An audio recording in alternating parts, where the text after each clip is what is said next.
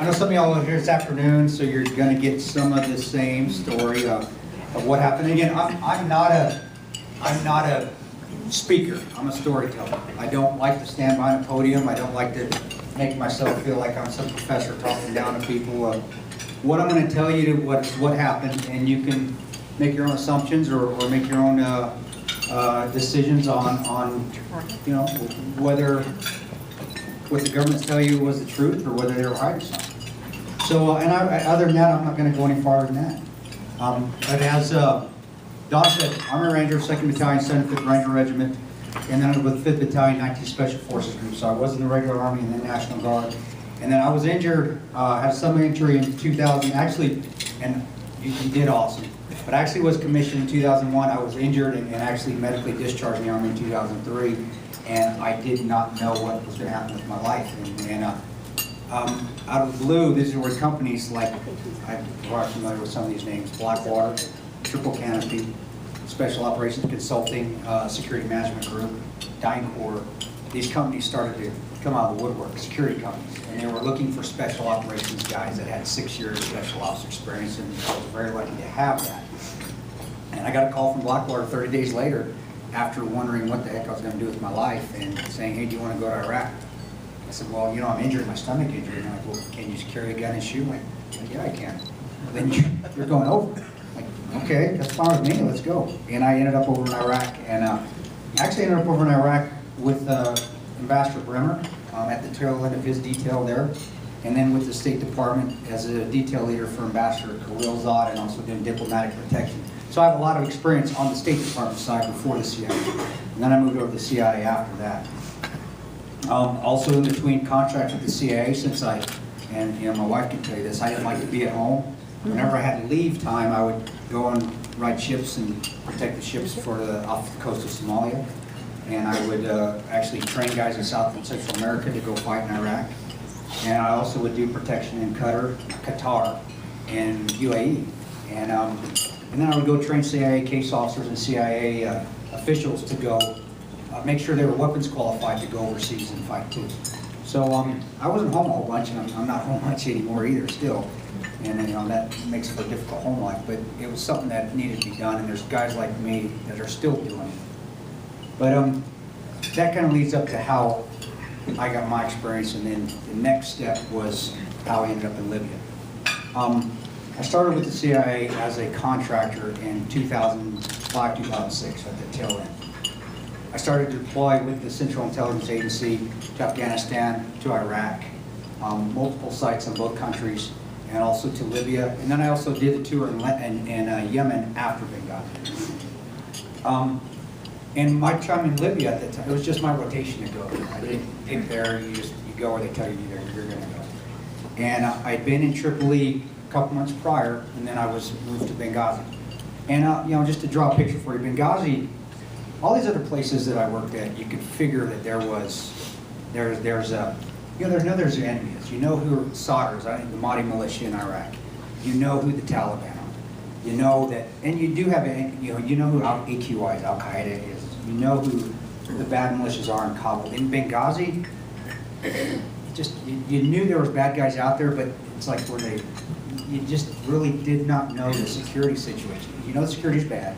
It's a third world country. There's people that want to kill you, but it just was different. And I think the differences was that we were actually kept in the dark by our own government. We weren't getting all the full intel to do our complete security there in Benghazi. Where in other countries, we would get fully debriefed or fully briefed on the security situations in a particular city that we were in. I mean, Kandahar was a perfect example. Kandahar was probably more dangerous than Benghazi was. But I knew the security situation in Kandahar because the agents that we were trying to protect or help, they would give us information. Benghazi, they wouldn't. I didn't know the full scope. That's why for all those that asked me about the weapons transfers and things in Benghazi, I could speculate, but I'm not going to because we were actually kept in the dark. And it made a dissension within the ranks between the security guys, global response staff, and the CIA staff officers that were there. But getting up to 9/11, 2012, the day was like any other day. You're in a third world country. open sewers, you know, great, it's fantastic place to be and visit. You got cars driving on the left side of the road. I mean, it's fun. Honestly, it's fun. It's chaotic, but it's fun. You know, you just got to deal with dysentery every once in a while. Just get your ciprofloxacin, have it in your back pocket, put it in your mouth, and you're good to go. But that day was pretty normal, and there wasn't any inclination, and I was on the quick reaction force that day, myself and DB, which basically monitors the activity in the city to respond to our own guys that are doing operations throughout Benghazi that whole day. We all had a rotation, everybody would take a turn doing it. And so we're monitoring to make sure there's no protests, make sure there's no things that can lead to a protest, like a video, making sure there's no threatening areas in town so we can let our guys know who are doing operations in town, what areas of the city to stay out of. And that day was normal. I mean, it was normal. There's still a couple firefights between the local militias, whatever they want to do. You can kill each other, that's fine. And you know, there's a couple car wrecks here, and there's you know, there's bad guys, there's good guys. You know, it's just normal to us, normal third world country. And 9 o'clock, Oz goes out on a final op. Mark, Oz guys, you may have seen him on TV. He goes out on an op, acting as a part of his job was part of all of our jobs was to act as. Like if we had to act as husbands or boyfriends for a female case officer, we would act as that. And so he was going to go out to dinner with a female case officer at 9. Tig and Ty passed away that night, were coming back at 9 o'clock, and they were going to drive by the consulate to make sure that the consulate was secure because we knew the ambassador was there. And they would drive by the consulate, they radio us in, they say, hey, everything's quiet, nothing's going on at the consulate. They're 200 meters away from it. No protest. I didn't ask this, but there was no protest, there was nothing going on. He said, all clear, so we'll come back home. And of course, I wanted to get back home because as soon as everybody comes in, I can go to bed then, right? And they come back and it's quiet. 9:32, we get a call on the radio, all GRS report to the team room. And this is what you didn't get from lunch. I was a big goof off. If you can't tell, I would make fun of case officers constantly. I would put tape things on their desks. I would make sure, you know, and forgive me if I offend anybody, I'm a Ranger, I'm not politically correct. I don't know if you guys have all seen Tropic Thunder. Have you seen that movie? Have you seen Never Go Full Retard with Robert Downey Jr.? And also, I had that picture, and whatever case officer made a mistake that day, I go and I put it on their desk. And I get in trouble. So DB looks at me and he goes, what did you, and DB and I had worked for 10 years together in Iraq and Afghanistan. He'd saved my butt in Iraq twice. And he looks at me, he goes, Tono, what'd you do now? Like, dude, I did not, I swear I didn't do anything. I've been sitting here with you all day. 30 seconds go by, I'm sorry, 30 more seconds go by, and now it's more of a urgent, whoever helped me out with that word last at lunch, more urgent call on the radio, we need all GRS in the team room now. And by the sound of the voice and the urgency, we knew that there was something going on. DB and I had, like I said, almost 10 years together in countries, working together. We looked at each other, and I remember I looked right at him, and the book even says this, and the book goes more detail as well. I said, yeah, we get to do something fun tonight. Because you know, you're on the sideline. 90% of the time, you're not doing anything. Then 10% of the time, you're rocking and rolling. And that's what it was. And we rushed out of the of our bunks, of our billets there, and when we get out the door, you can see the firefights. You can see the tracers. You can see you can hear the explosions. You know, AK-47s at 7.62 round. It'll bounce and it'll go up in the air. PKM rounds do the same thing. And I go up to our team and I said, "What's going on?" He said, "The consulate's under attack." And at that time, I also started to hear the State Department guys come across the radio saying, "We're taking fire." Now, the reason they had our radios, and I didn't tell you this at lunch because I didn't have enough time. A month prior, we'd done a site assessment of security at their facility, and we had walked around, myself and the guys, and I looked at Scott and Dave, and I said, "Man, what do you got here?" He said, "Well, we got M4s." I said, "Well, are you going to be okay?" I go, "You got any crew-served weapons or some machine guns?" He said, "No." I said, "Do you have any other guards on the walls?" He said, "No." I said, "You know what, guys? If you guys get attacked, you're going to die." And people that read the book have heard that. And I felt bad about saying it because their eyes got huge. And I remember saying to them after that, I said, "If you guys ever need us, you call us and we'll come get you." And that's when we gave them a radio. So when we're hearing them on the radio, it wasn't just Americans that were being attacked. It wasn't a firefight. It was we had given them our word that we would get over there. And for SEALs, Rangers, and Marines, that's a pretty big deal. 5 minutes go by then, and we're all jocked up, we're ready to go. We got our vehicles, we're a very awesome team, and we're ready to head out of the gate. And I go up to our chief of base, Bob, and I said, hey, we're good to go. And he looks basically at me to the team leader, and he says, you guys need to wait. Now, your first reaction is you're angry, but you also understand, me being an officer and a non-commissioned officer as well in the military, you realize, well, maybe he's trying to get support for us. Maybe he's trying to drum up a militia. Now, there was no Army, there was no U.S. presence there besides us in Benghazi, so I knew he wasn't trying to get a U.S. Army presence there. But I said, well, maybe he's trying to get the 17th February Martyrs Brigade, which we knew had Al-Qaeda ties, but they had actually been paid by the State Department to protect the consulate. So maybe he's trying to get them to come assist us. So I walk back to the vehicle, I get in the car, I look at DB, he goes, we need to wait. And Ty gets on the radio, he goes, guys, what are we doing? I said, Ty, we gotta wait. I said, Ron, Chief of Base wants us to wait. Now keep in mind, during this time frame, you're still hearing the firefights, you're hearing the explosions, you're seeing the tracers, and you're getting more frantic calls on the radio from the State Department guys, Scott and Alec and Dave. And 10 minutes go by after that first one. I've got 15 minutes, and Tig was the youngest of us. He was about 38. And he gets out of the car, young Marine, he goes to Bob, he says, we're losing initiative, we need to go now. And Bob looks right at him, and I've said this so many times, I don't know how many more times I need to say it for people to believe it. Bob looks right at him and goes, you guys need to stand down. So that's where the stand down order came from. As you said, it happened, it came from Bob, that I saw, but it also comes from our chain of command that is in the CIA. So your questions about did it come from the State Department or DOD, I don't know. All I know is it came from the CIA. So we're at 15 minutes now. Now 15 minutes in a firefight, basically you guys they're gonna die. They're losing their lives.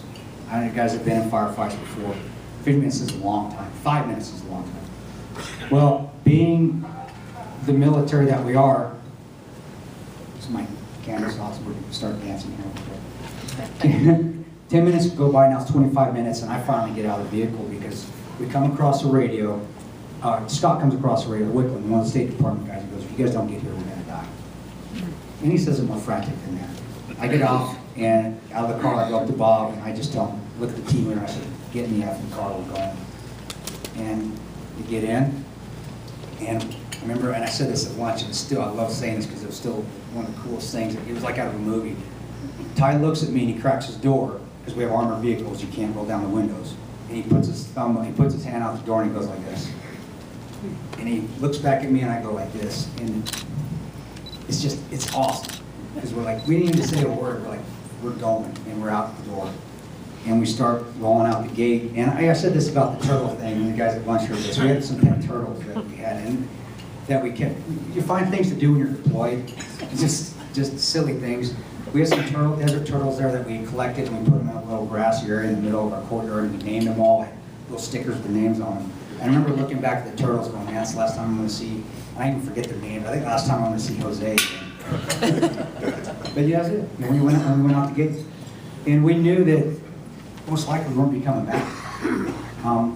But we ended up driving there, and we drive tactically. We don't speed down the road. We don't drive as like a bat out of, because if you do, you're signaturing yourself, and there's no other support. So if we don't get there, then there's nobody coming for it. So we get part of the way there. We link up with 17th February, which is who we were supposed to link up with. And I remember, and people have read the book, they were strewn everywhere. They weren't doing a thing. And I remember looking at DB, and I go, I can't believe we waited for these guys. What are we doing?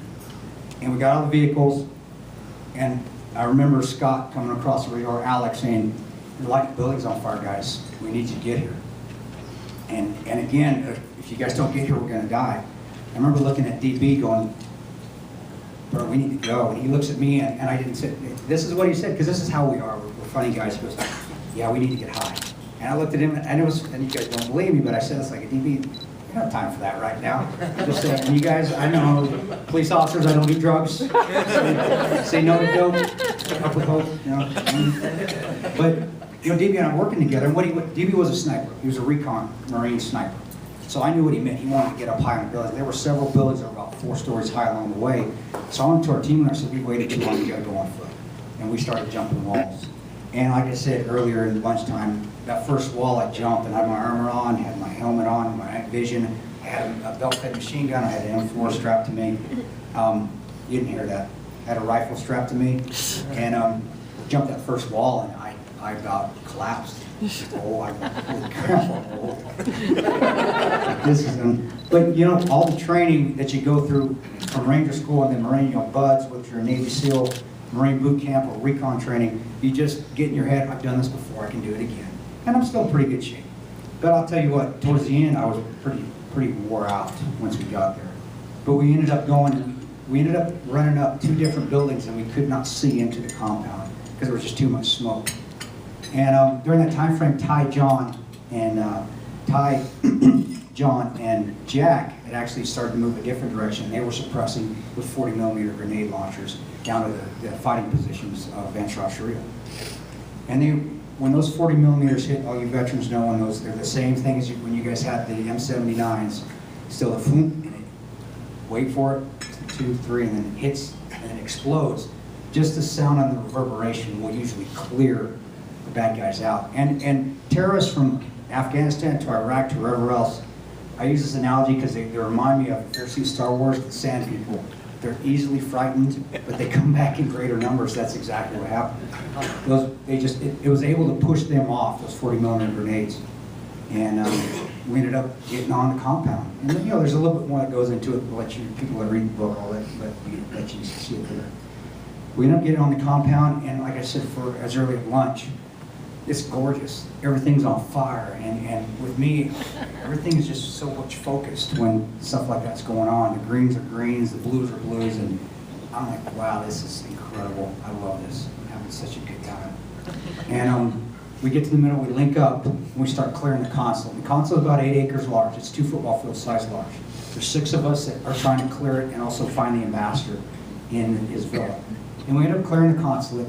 And there was this funny story I didn't tell you at lunch. We ended up clearing one building, and Alec Henderson was in it. And he would not let us in his building because the Ansar Sharia had been trying to break into it. And usually I get a little scruffy when I'm over there. And we also had some 17 Feb guys that were February March Brigade that were coming on the compound well.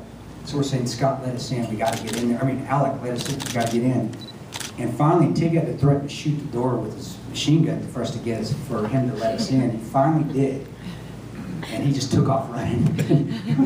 On my head, I'm going, run, Forrest, run. So I go, Alec, come back. And it's just how I am. It's just one of those funny things. It's hilarious. But I don't blame him. I mean, he'd been barricaded himself in a place he didn't know we were coming. It had been an hour since he first called. And we found him, but we got him back. We ended up getting in there, clearing the buildings, and we got everybody mustered. And now it's about 11:30. And during this time frame, Jack and Ty and Scott Wickland are taking turns trying to find the ambassador in the villa. It's still on fire. There's still diesel fumes everywhere. Once we get everybody rounded up, we get everybody consolidated near the ambassador's villa, we start taking turns trying to get in there. It basically was running in, tagging a hand, going and running around as far as you could, then running back out. Because you couldn't spend time in there more than 2-3 minutes because of the smoke and because of the immense heat. And we almost lost Ty at that time too. We lost him. He got disoriented in the back, and we actually had to play Marco Polo with him and lead him to up to the sound of our voices while we were actually running in and just reaching and reaching and reaching. We just were very lucky to grab his hand. During this time frame while we're searching, we do get counterattacked. There's an explosion, and a large explosion on the backside of the villa at the consulate. And this 17th February March Brigade comes running by, and he's missing his hand. It's just jingling. I know this is great dinner talk, but it just looks like a piece of meat. And I said, what happened? What happened? And one of the 17th Feb guys looks at me and he goes, grenade, grenade. Now, we knew that 17th Feb had a tie with Al Qaeda. That was known to us. So I thought that he tried to cook off, and a cook on off a grenade is when you hold it, you count to 1 or 2, and then you let it go, and it gives less of an opportunity for your enemy to throw it back at you. Or it will explode in the air. So I figured he cooked it off and he blew it off in his hand. He held it too long. So I've seen that happen by the locals before. They used to play grenade catch in Tripoli, and one held it too long. So I said, good for him. Oh, screw him. He blew off his hand. I don't care. A second explosion comes by. What has happened? They actually 17th Feb had opened a back gate and did counterattack with RPGs. And another RPG comes by, and the explosion. An RPG doesn't whoosh. It explodes because there's an explosive on the back that propels it, and then when it hits, it explodes. So it's blam, and then it's blam. And so we're getting counterattacked because 17th February decided to open a back gate to allow Ansar Sharia and Al Qaeda and Maghreb to counterattack us. And you know, I wish I had more time to go into it. The bottom line is myself, John, and DB.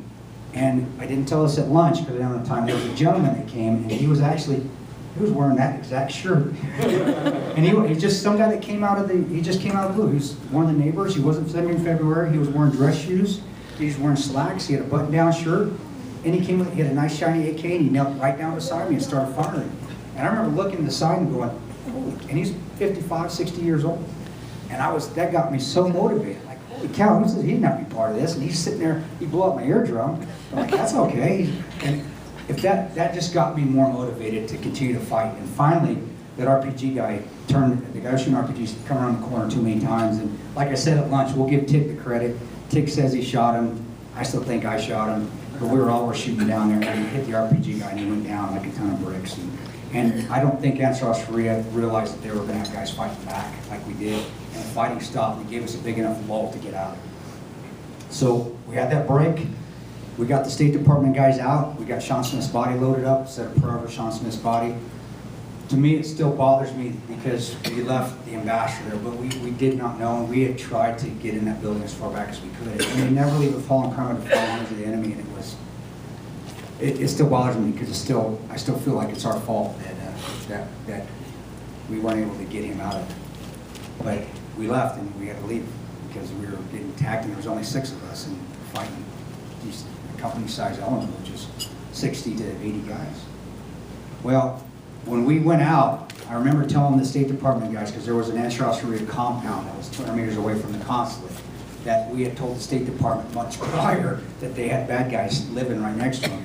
I remember looking, and we told Scott, I said, Scott, and Ty said the same thing, when you guys go out, make sure you go left, don't go right. And I remember them driving out, and they went right. I'm like, you damn son of a... And they got attacked. They got ambushed severely. And they are very lucky their armor held up. They came back to our compound on rims. And this was why we were trying to fight off the counterattack. So we couldn't go after them and help them because we were caught in the counterattack ourselves. But we did manage to get out of there, drive home, got to our annex. We went the correct way, and we got home unscathed. Once we got back to the annex, we knew we were going to be attacked, and we already had our defense planned. So we went to our spots, and we waited, and basically we set up an ambush. We set up an ambush for them. Which that's what it was, because they decided to come through an area we called Zombie Land. And we called it Zombie Land because it looked like Zombie Land. It was a goat farm in the back, and there was dead weeds and dead brush and dirt everywhere. And they started to move on us, and I saw them coming. I remember, of course, in terroristic style, they came through a house that had kids in it. We knew there were kids in it. They knew there were families in it because the kids used to come over and throw firecrackers over our walls because they're kids. But that's the house they utilized to stage because they knew as Americans that we're not going to shoot that house up because there's kids there. There's collateral damage, and we don't want to do that. I'm not going to shoot a kid. I had a little girl blown up on me in Iraq. I'm not going to shoot a kid. They come through, and I remember seeing them, and DB goes, we got movement coming towards us. And I said, do you see a weapon? He said, no, I don't see one. And I start lasering them with my IR laser, my infrared laser, and I'm just pointing. And it's the neatest thing. If you got NVGs on, you can just see the lasers going back and forth. And I go to Oz on the radio, Oz and Tigger. I said, do you see what I'm seeing? He goes, yeah, I got your laser, I got the targets. And DB goes, I see an AK. I go, roger that, we got a weapon. And all of a sudden you hear a huge explosion. It was a gelatina bomb. What a gelatina bomb is that what they use for fishing. It's basically dynamite, sticks of dynamite in a bag. And they threw it over. And they about hit Tig. Luckily there wasn't any shrapnel in it, so all they did was lose some herring. But once that happened, it just initiated us, and we just started hitting them. And they didn't realize that we had the night vision goggles, which is what our force multiplier is. It's what gives us an advantage to these guys, these people. We know how to use them. And we just started picking them off. And I'm from Grand Junction. We have this thing called prairie dog shoot. It's just, man, and that's what it was. It was shooting prairie dogs. And whether you think that's better, honestly, I could care less if you think that's sadist or not. These people are trying to kill us. They already tried to kill our friends over there, and to me, you're nothing but an animal. And that's what it was. And we finished it off. A couple hours later, and there's more in the book you can read about, more comical stuff between some downtime we had. We get attacked again, this time by a bigger force. And I remember we did have an ISR, a Predator, come and assist us at that time. And the Predator was giving me a feed that was about 3 minutes off of what I was already seeing. And the news doesn't tell you this. So the State Department wants you to know that we had a UAV. They didn't want to tell you that the UAV was worthless because I was seeing everything the UAV was telling us 3 minutes before it was even giving us the information. So it's telling me, hey, there's groups massing. I'm like, yeah, I see them. They're in the northeast corner. And there's 3 cars and 5 guys going out. Hey, just give you a heads up. The ISR sees 3 cars and 5 guys coming. And finally I got on the radio. I said, well, you guys can just stop that. I told our leadership, just stop giving me information because that ISR is worthless. It's not helping us. Well, the second attack came, and it's a bigger force, and again, the book gets into more detail, but we fend that attack off too. And this one's about 20 guys, 20 to 30 guys. The only difference with this one, as far as us just beating the crap out of them and killing them, and we ended up killing about 40 people is what the unofficial number is I remember wanting to tear that house up. I remember wanting to grab my machine gun and just destroy that house they were coming out of. And this was after the attack, and DB goes, no, you did the right thing. There was kids in those houses. You held back and you did the right thing. And I'm glad he said that because it's one of those things that as people overseas, as soldiers overseas, we have to show restraint, even though they don't show it on us. They're going to burn people on TV. They're going to behead Christians. We still have to show restraint because we are Christians. And we are soldiers, and we do the right thing. We still hold value to life, which they don't. And I've seen it for 10 years. They do not. I've seen women get stoned in soccer stadiums. They do not hold value to life. I was in Canada when we threw acid on over those faces.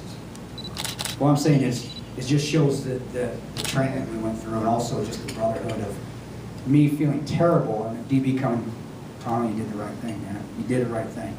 Getting my head back in the game. 4 o'clock, the guys from Tripoli come in, and we had a Tripoli team, which was our GRS guys, which included Glenn Doherty, which went to Embry-Riddle here. And they come in, they're going to assist us with 2 Delta Force operators. Glenn is the only one that came up to the roof to help us fight. And, wrong place, wrong time, right place, right time. He gets up on the roof, 10 minutes later, the mortars hit, and they're fire for effect. They're direct hits. And if you're a mortarman or artilleryman or any veteran, that is dang near impossible unless you already have that target reference point, that target locked on with your mortars. And they nailed it. Ty and Glenn were killed immediately. Dave's leg was severed, and it was hanging on by a tendon. And Oz's arm actually was severed. And this is how tough Oz is. Oz is a tough cowboy. He's sitting there and he's trying to get his gun up. And his arm's falling back down, and he's kind of in shock. He doesn't know what's going on. And he just can't figure out why his arm won't stay up to support his rifle. And I remember Tig getting up there and go, dude, stop that. You can stop it. You're going to make it worse. And Tig sat him down. Tig did a marvelous, immaculate things that night up on that roof. In dark, under mortar fire, and because we've also got attack by RPGs and machine guns on the back gate, he got tourniquets on Dave, he got tourniquets on Mark, and he was able to also start to re-engaging, and he saved those guys' lives. And he did it under fire. Me, DB, and Jack were actually firing back. He was doing all that in the dark, and with possibly more mortars coming. Well, the book goes into a lot more detail of what happened on the roof, and it was pretty traumatic, but Tig did great things. 6 o'clock comes around now, and skipping over a little bit because for time. And the one thing I didn't go into lunch, and this is not told, and actually the parents of the families of Ty and Glenn didn't know this till I explained to them about 3 months ago.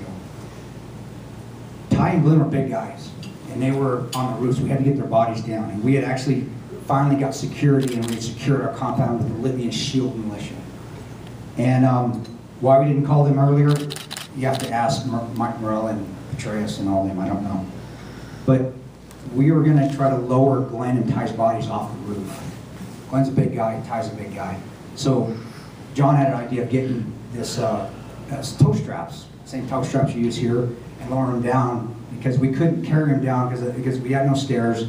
And the ladders we used were just makeshift ladders that we built. And the Delta boys, the Delta Force operators, the 2 guys over there, they go, we'll get them down, we'll get them down. I hadn't been off a roof since it started. And honestly, and even in the book, I used the bathroom so bad, I held for 13 hours. What I would call 13 hours, kid. But I did.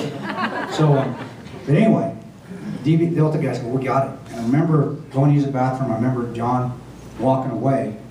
And I remember about the height is probably the top of that roof. I remember seeing the Delta guy pick up Ty and roll him off the roof.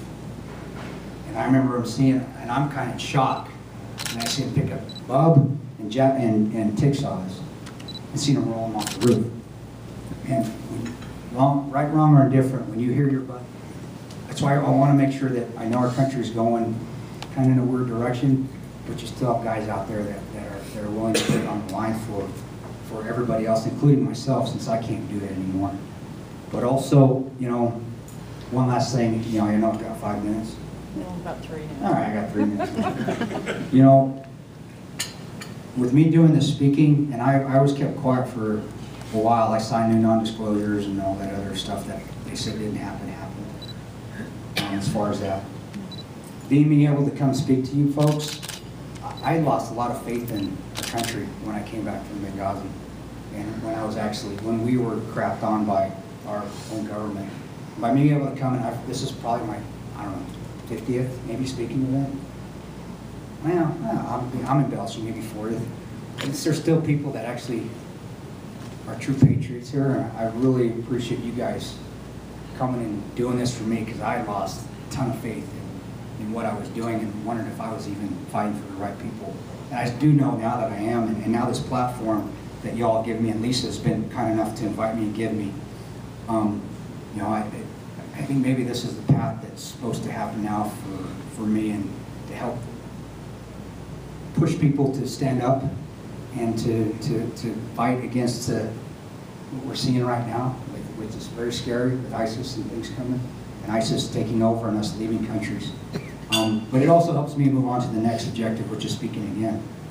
And yeah, I know I'm rambling a little bit, but I just want to say, really what I'm trying to say is just thanks for listening to me, and thanks for paying attention, and thanks for supporting me and my team, especially when the government didn't. So I just want to say thank you, and I appreciate all your time. It's wonderful.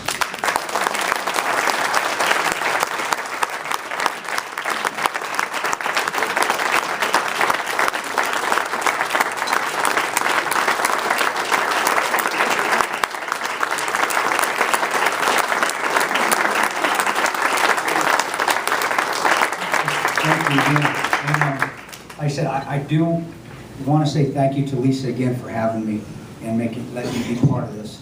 And you know, I hope, are you feeling all right? Give her a hand, please do. Yay! I want to sing some more verses because she's not feeling good. Don't let you hold me up while I do my talk. You can stay right there. You want me to stay right here? Ranger 1, Ranger 2 wants you right there. I just want to make sure, because you know I can keep talking. You're great. But I want, please give Lisa a hand, because Thank you. she has good things to say. You come on up. Okay, well, you know, let me find my ways. I found my way out of Egypt and Jordan. I can find my way out. Get you a compass. You can get a compass and come to the sound of my voice. Okay, Come on. there we go. I got you. Okay, so thank you.